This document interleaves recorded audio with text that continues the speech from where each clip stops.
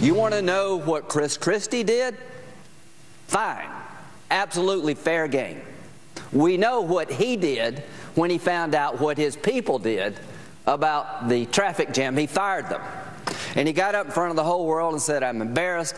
It's my fault. I'm going to fire the people who did this bad thing. Name one person that has been held accountable for this bad thing called Benghazi. ARB found that no one engaged in misconduct or willfully ignored his or her responsibilities.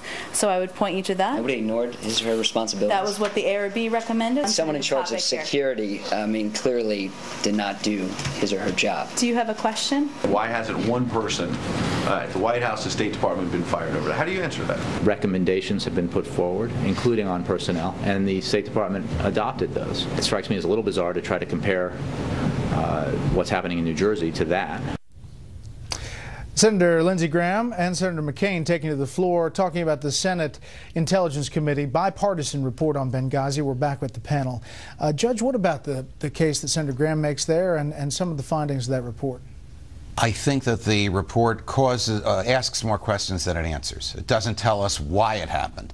It doesn't tell us why protection was declined. It doesn't tell us who was responsible. It doesn't tell us why the nonsense about a video for which there's no evidence whatsoever. And to Senator Graham's point, which is superb, it holds no one accountable. How could no one be responsible? How could no one be accountable? I'll tell you why. Because the people who caused this are the ones who did the investigating, and that's not the American way. We have a neutral investigator who doesn't have an interest in the outcome of the investigation, assemble the truth, and let the chips fall where they may. That's not what happened here. Here's what Senator Feinstein said in a statement. Quote, statements on the Senate floor this morning and some media reports about the Senate Intelligence Committee's bipartisan report on the attack against our diplomatic mission and CIA annex in Benghazi, Libya, intimate that the report assigns culpability to former Secretary of State Hillary Clinton for the tragedy. This is patently false. The report, approved on a bipartisan basis, says no such thing. As a matter of fact, Secretary Clinton is not mentioned a single time in the 58-page bipartisan section of our Benghazi report. I regret that the additional views of the report, adopted solely by 6 members of the Republican minority, unfairly criticizes Secretary Clinton. What about that, A.B.? Well, I think it does point to culpability on her part. I disagree with the judge. I think it's a very tough report on the administration, members of the administration who the report says flat out mischaracterized the situation, offered conflicting accounts of what happened on the ground, and says these attacks were preventable, that the security situation was woefully inadequate, and they likely could have been prevented if the security was adequate.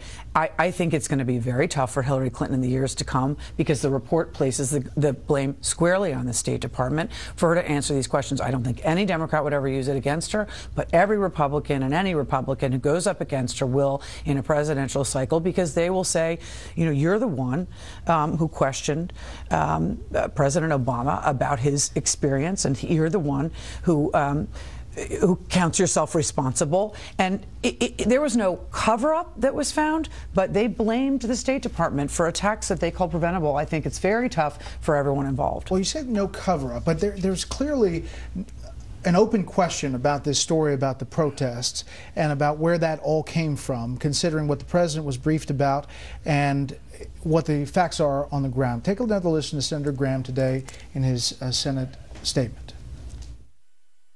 Despite these clear warning signs, the State Department was unprepared. Our diplomatic facility in Benghazi was insecure and had already been attacked multiple times. The false narrative that the New York Times is furthering just so happens to align with the Obama administration's account of events. But again, facts are stubborn things, and the Senate Intelligence Committee report clearly supports the conclusion that the administration knew or should have known of the terrorist threat in Benghazi during the relevant period and should have prepositioned assets or made other preparations to better protect our people serving there. I talked to the deputy director of the FBI, who is now retired. He said not one person interviewed by the FBI in Germany ever said there was a protest. All of them said it was a terrorist attack. So how could the FBI have interviews from every person on the ground in Benghazi who worked for the State Department saying there was no protest, it was a terrorist attack, and that not get into the system? Did the FBI just sit on those interviews? Who did they give those interviews to? How could the President of the United States, after the interviews were taken, go before the American people time and time again for weeks and tell a story about a protest that never occurred? Ladies and gentlemen, this may not be a big deal to you, but it's a hell of a big deal to me. Okay, Charles.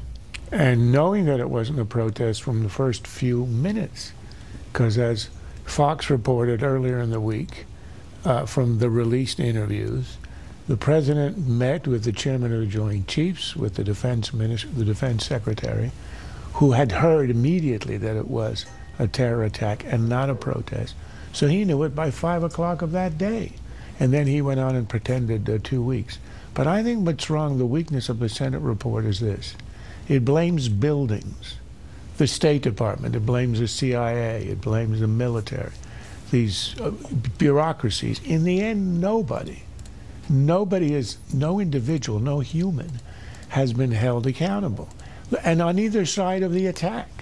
Remember how the president solemnly said, make no mistake, those who did this will be held accountable. Nobody has been arrested. In fact, on the contrary, 15 people in Libya who cooperated with us are now dead. Yes or no? They've been held accountable. Yes or no? An issue in 2016 or not? Yes. Oh, yeah. Definitely. That's it for the panel.